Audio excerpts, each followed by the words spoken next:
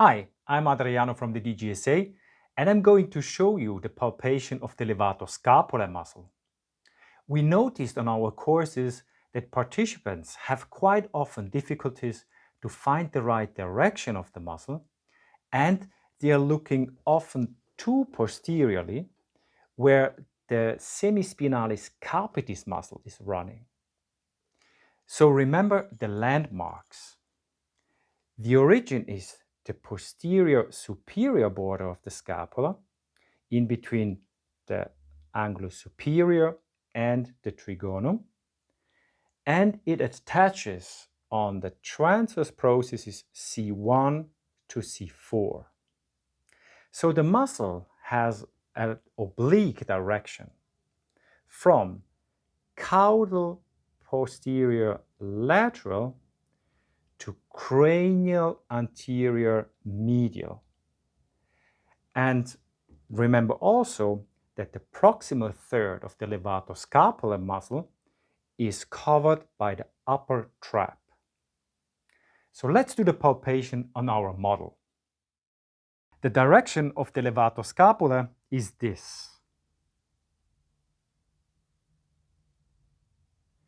Coming from the medial superior border of the scapula to the transverse processes C1 to C4. Another important landmark is the anterior border of the upper trapezius, which is much more anterior than people sometimes expect. The anterior border of the upper trapezius is useful to differentiate between the part of the levator which is covered and the part which is non-covered by the trapezius. For the palpation of the lower part of the levatoscapula, which is covered by the trapezius, we can choose either a flat palpation, pushing with the finger through the trapezius, reaching the levatoscapula, and we move the finger perpendicular to the fiber direction, rolling over the muscle and looking for a bump underneath the trapezius. Or we can choose the pincer palpation. For that, I need a relaxed trapezius. That's why I support the patient's shoulder girdle actively and bring it in elevation while I ask the patient to stay relaxed. Now with the pincer grip, I try to grab the levatoscapula through the trapezius.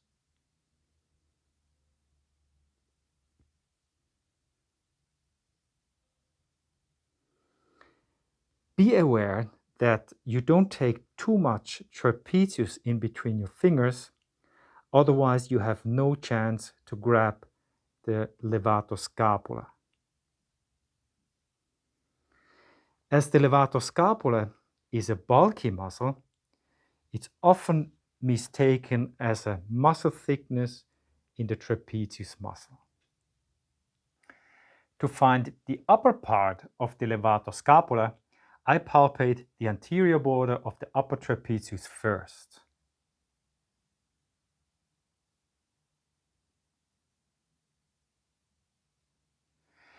So the levatoscapula lies in front of it, and for the palpation we can choose again the flat palpation, pushing with the finger against the muscle belly and move the finger perpendicular to the fiber direction,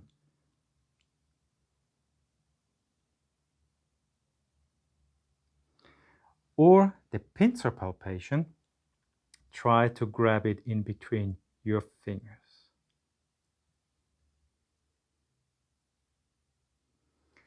Be aware not to grab the sternocleido in front of the levatoscapula, which is a bulky muscle, So stay in between the sternocleidomastoid and anterior border of the upper trapezius.